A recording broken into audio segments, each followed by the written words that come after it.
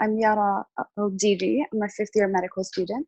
And today I'm going to be your tutor for the Neurodegenerative Diseases lecture. So the aim of this lecture is going to be to understand Alzheimer's and Parkinson's in regards to their pathophysiology, their clinical presentation, and their management. At the end of the lecture, I'm going to give you 10 minutes if you want to ask anything, and if you'd like me to repeat anything, I'd be more than happy to.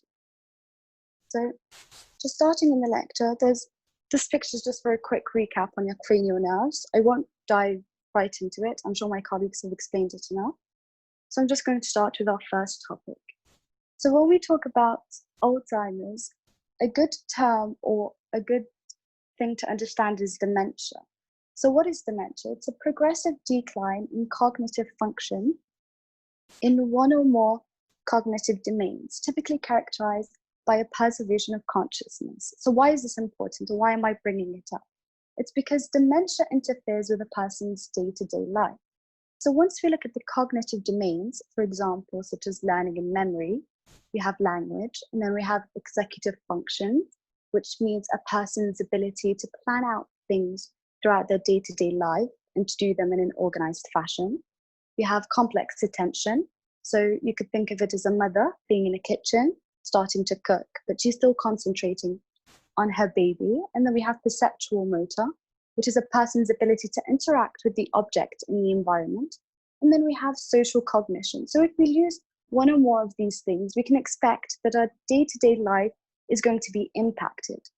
So what are the causes of dementia? As you can see at the top of the list, we have Alzheimer's disease, and then we have dementia with Lewy bodies and vascular and infectious causes. So 66% of dementia is actually caused by Alzheimer's, and that's why it's important to understand it. So starting off with our first short case, and it's called forgetfulness. So Grace Ramirez is a 70-year-old female, and she comes to your office. And the things to pinpoint from your history is that she says she's gotten lost once or twice, she can't seem to concentrate on anything, and she gets a lot of social support from her daughter, and she has no history of trauma. So these are the main points you took out from her personal history. So what is Alzheimer's disease?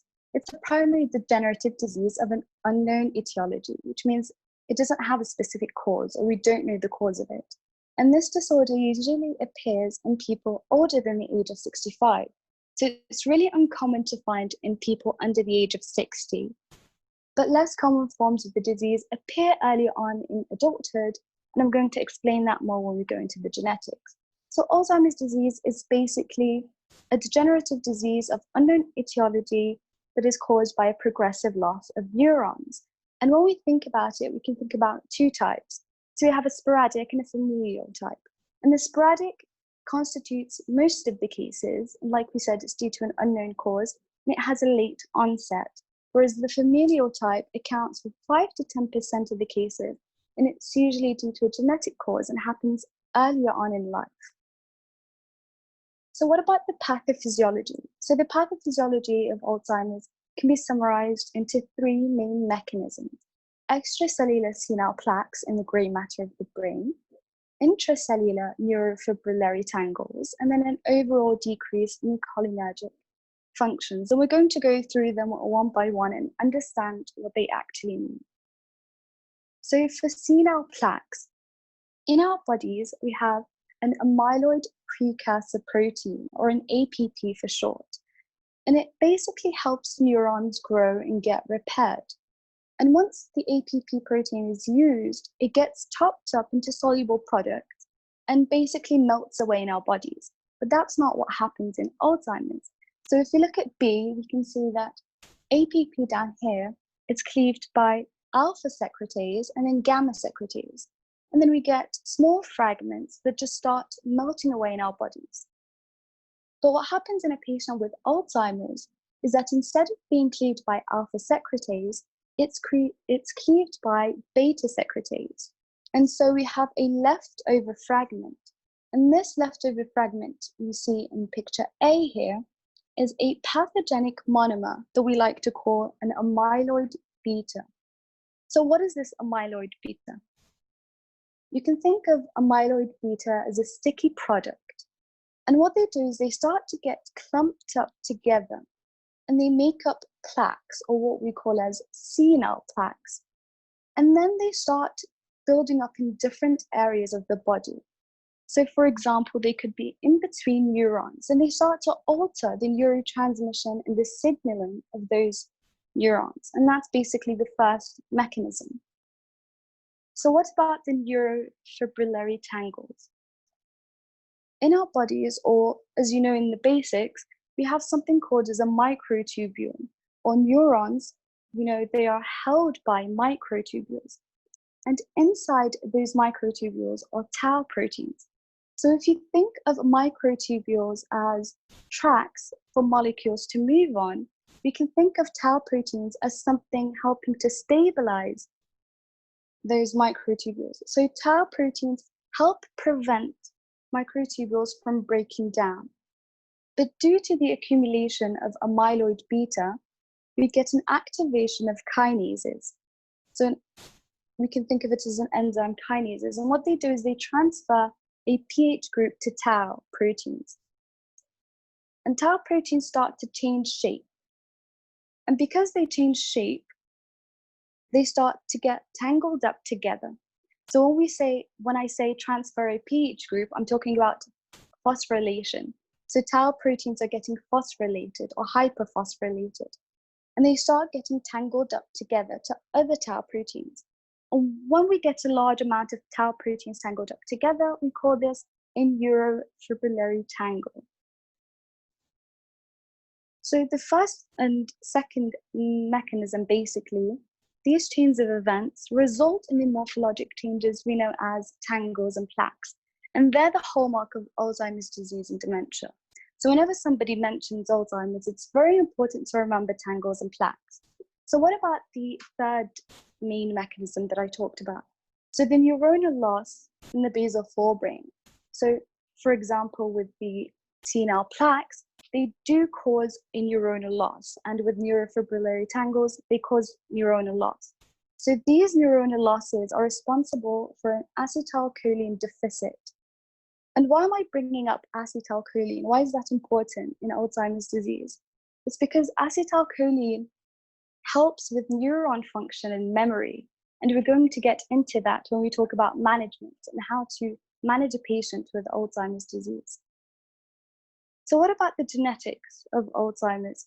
There are 4 important genes that you have to know in Alzheimer's, but for the sake of the high yield information and for the sake of our exams, the most important ones would be the APP gene and the apolipoprotein A, so the top and the bottom in the table.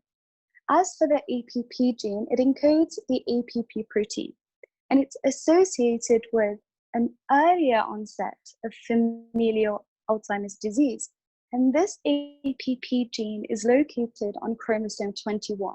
And if you've noticed, I put a question mark there because it's important when I bring up Down syndrome and what that means. And then again, the second important gene would be ApoE, or apolipoprotein E, and it's associated with a late onset of Alzheimer's disease. And the risk of getting Alzheimer's increases with the number of carried E alleles. So we have an E4 allele and an E2 allele. And basically, when you have an increased number of E4 alleles, your risk of getting Alzheimer's increases, whereas E2 is considered a protective factor. So the more E2 you have, the better. So Alzheimer's and Down syndrome. So I'm going to assume that everybody knows what Down syndrome is. So it's a trisomy of 21. And we said that the APP gene is located on chromosome 21. So we have a +1 APP gene. And what that means is we're going to have an increased expression and an increased amyloid buildup. And that's why it's thought that people with Down syndrome actually get Alzheimer's before everybody else, or at an earlier rate than everybody else does. So what about the signs and symptoms? So we talked about the pathology and the cognitive domains. What are the signs and symptoms we're going to find in a patient with Alzheimer's? So you get a slow onset of memory loss. So it's a progressive kind of mission. They lose it slowly, and then by the end, they've lost the majority of their memory. So starting off with short memory or short-term memory, and then going into long-term memory. And then when we talked about cognitive domains, I brought up executive function. So in patients with Alzheimer's, they're going to have executive dysfunction. They can't plan out their day-to-day lives in an organized fashion. And then they have something called apraxia. So trying to break down the words into two, praxia meaning practice and a meaning lack of. So the patients basically have a lack of practice, meaning they can't use the tools they once used. So for example, if it's a toaster or anything that they used in their past, they start to forget how they used them. So loss of learned motor skills. And then they have progressive disorientation, or as we like to call it, confusion. And then they also have visual spatial impairment and changes in their behavior and personality. So you might be thinking, what is the common cause of death in Alzheimer's disease? And it's actually infection. And why does that happen? It's because as the disease progresses, Alzheimer's patients become bedridden and they start to contract pneumonia. And that's mainly the main cause of death, sorry. So looking at the macroscopy of a patient with Alzheimer's, what are we going to see? So if you compare the two pictures, we can see that there's a widespread cortical atrophy, especially in the hippocampus. If we look down here, we can see that the hippocampus is badly atrophied. We can see there's a narrowing of gyri and widening of sulci. I'm sure my colleagues have explained what gyri and sulci are, but if you can just compare the two pictures, you'll notice that there's a large amount of atrophy or a widespread cortical atrophy.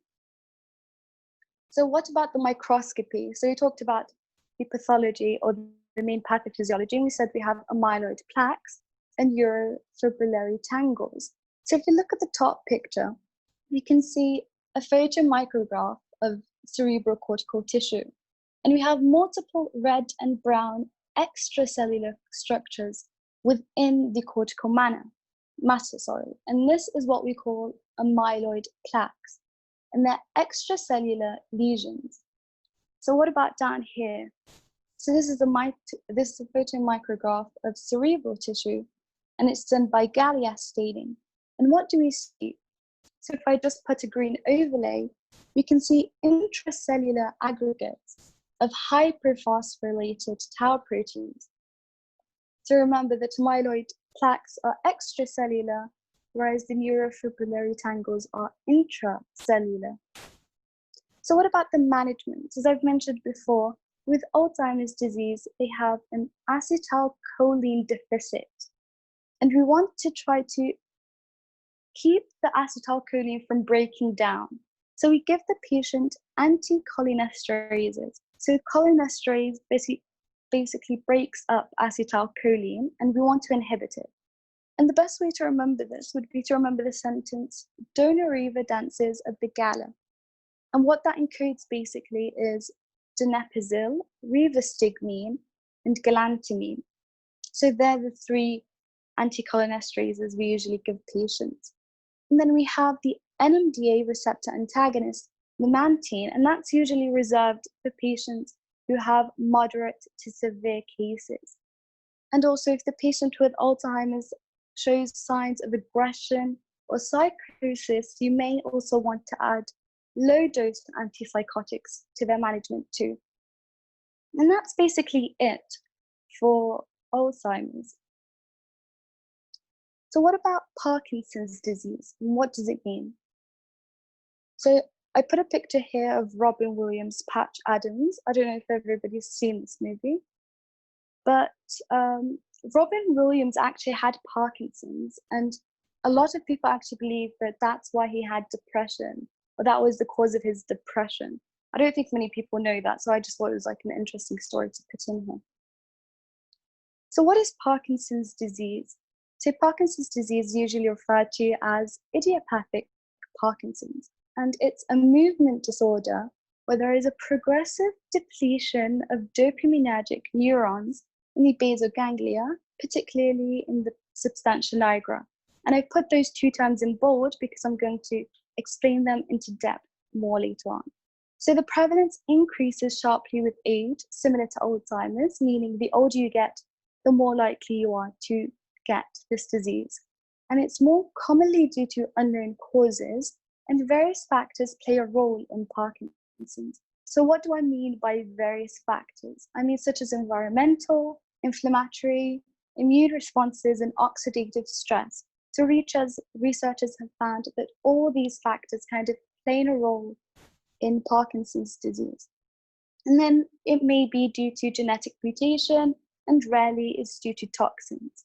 So what about the two terms I mentioned? What is the basal ganglia and the substantia nigra?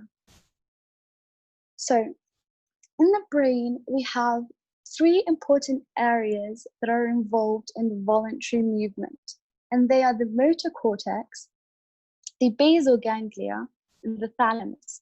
So whenever we want to initiate voluntary movement, the motor cortex basically asks the basal ganglia, hey, am I allowed to move? And the basal ganglia's job is to regulate this by either activating or inactivating neurons. So what is the basal ganglia?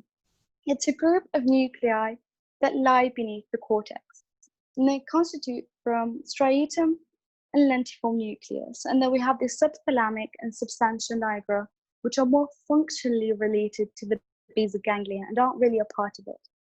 So what about the pathway? What's the important pathway in the basal ganglia? We have a direct D1 excitatory pathway, and then we have an indirect D2 inhibitory pathway. And the direct basically increases motor activity, whereas the indirect decreases motor activity. So what about the substantia nigra? So if we translate it literally, it means black substance or dark substance. And we have one on each side of the midbrain, as you can see in this picture here. So one on the left and one on the right. And when we talk about Parkinson's, we're mainly talking about the pars compacta part of the substantia nigra, or even more specifically, the anterior part of the pars compacta. And that's because most of the dopaminergic fibers that are lost in Parkinson's are found in this area here. But what about the pathway associated with it? So it's called a nigrostriatal pathway, and from its name, it goes from the substantia nigra up into the striatum in the midbrain. And its role is to control the motor function.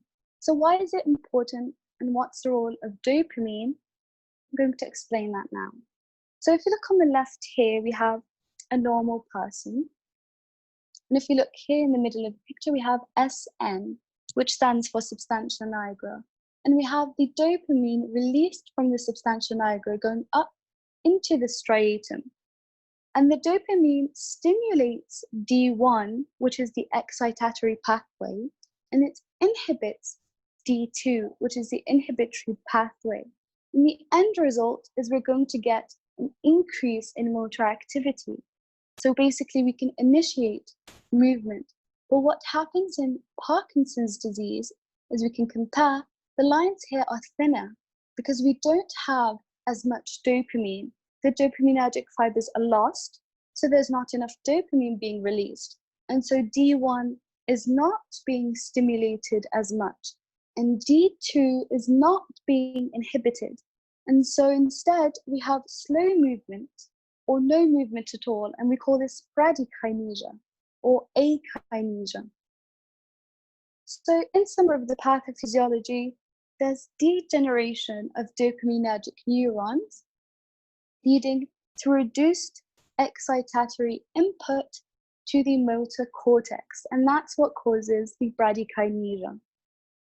And then researchers have also found that serotonin and norepinephrine decrease in patients with Parkinson's, and that's thought to cause the depression that they have. We also have an acetylcholine increase, and we have Lewy bodies, and this is very important. So Lewy bodies is the hallmark of Parkinson's disease, and they're basically aggregates of misfolded alpha-synuclein and other proteins. So the function, we don't really know what it is, and we don't even know the significance. We don't know if Parkinson's caused these Lewy bodies or if Lewy bodies caused the Parkinson's. And that's merely what researchers try to find out. but they're the main finding in the post-mortem exam of Parkinson patients. So what about the clinical presentation?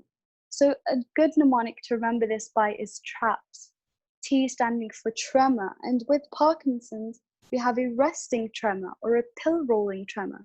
So when a patient is at rest and you look at their hand, it looks like they're rolling a pill. And then they have rigidity. So what rigidity means is a resistance to passive joint movement. So when you try to move a patient's arm, you can sense that there's a resistance. And this resistance is independent of speed. So whether you're going fast or slow, you can still sense this resistance. Then we have akinesia or bradykinesia, and postural instability, which manifests later on in the disease. So as you can see in this picture here, the patient looks stooped. So he has a flexed position. So he's stooping down and he has a kind of curved back. And then we have a shuffling gait. And what we mean by a shuffling gait is that the patient starts taking short and quick steps. Maybe it's better to watch videos to understand the gait more.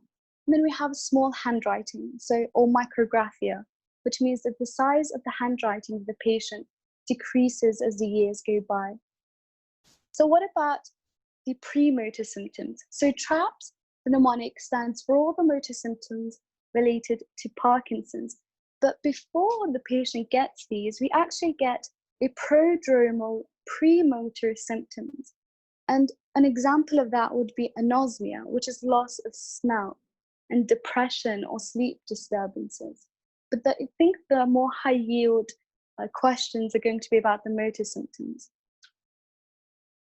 So how about the diagnosis of Parkinson's? So Parkinson's and Alzheimer's are actually clinically diagnosed. Some people say you can do a levodopa challenge test, but it's still mainly clinically diagnosis.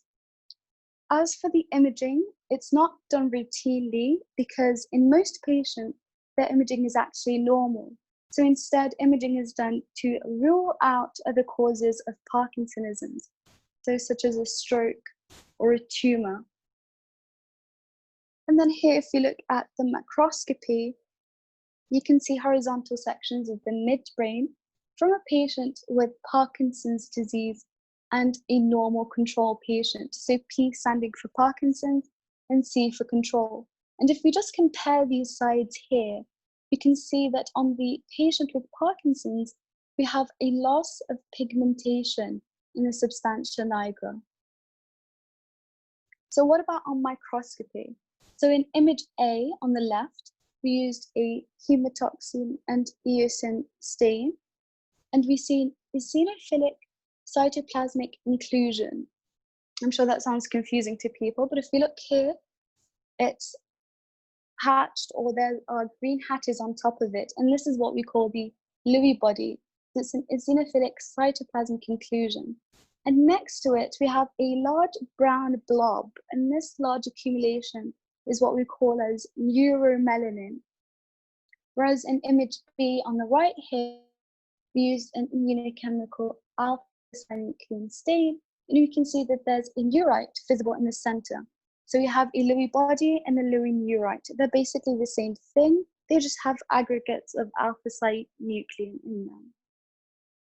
And then again, we have a microscopy of the substantia nigra. So here there's a staining with antibodies against alpha-synuclein and counter-staining with myahematoxylin.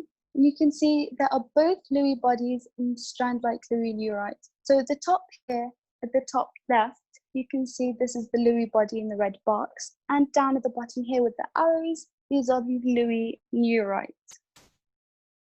So what about the treatment of Parkinson's? So as I said in the beginning, Parkinson's is basically a loss of dopaminergic fibers. And when a patient loses something, we try to supply the patient with that thing or try to stop it from being broken down as fast. So with patients with Parkinson's, we said there's a loss of dopamine. So ideally, you'd want to give dopamine. But the problem here is that when you give a patient dopamine, it does not cross the blood-brain barrier. So instead, we have to give a dopamine precursor known as levodopa. And levodopa gets converted into dopamine by something called as DDC, or dopa decarboxylase nigrostriatal neurons. So you might be thinking this is the end of the problem, but actually, levodopa can be converted peripherally into dopamine. And we don't want that to happen, because if levodopa gets converted peripherally, we're going to get unwanted side effects such as arrhythmias and so on and so forth. So we actually have to give the patient a dopa decarboxylase inhibitor known as carbidopa. And I'm going to explain it in the picture more so it's clear. So as you can see here, we have L-dopa or levodopa, and we want it to cross the blood-brain barrier. And to do so, we have to inhibit dopa decarboxylase. And that's why when a patient is given levodopa, you have to give carbidopa in combination.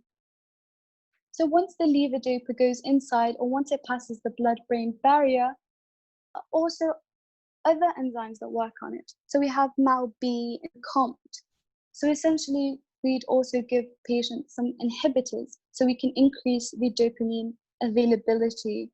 You can also give dopamine agonists such as bromocriptine. And what that does is that stimulates the dopamine receptors so they can uptake more dopamine and essentially increase the dopamine that's in the body. In the end here, I put NMDA antagonist. So amantadine is an NMDA antagonist, but it does not really treat Parkinson's. It actually treats the side effects of levodopa. So you might be thinking, what are the side effects of levodopa? It can cause psychosis, hallucinations, and dyskinesia. So that's why we mainly give amantadine. And I have a bunch of cases we could go through, or we can go through some questions if anybody wants to ask anything, or if anybody wants me to repeat anything in more detail. So I tried to simplify it as best as I could into more high yield topics. Okay, do these mechanisms happen at the same time, or are they different? I'm going to assume you're asking about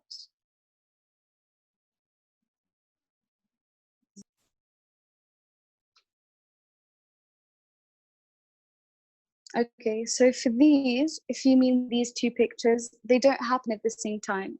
So B is actually for patient, B is actually for normal people, sorry. It's how everybody else happens. You get an alpha secretase and then a gamma secretase cleavage, whereas A is what happens in Alzheimer's. So these are not the same for like normal people and then people with Alzheimer's.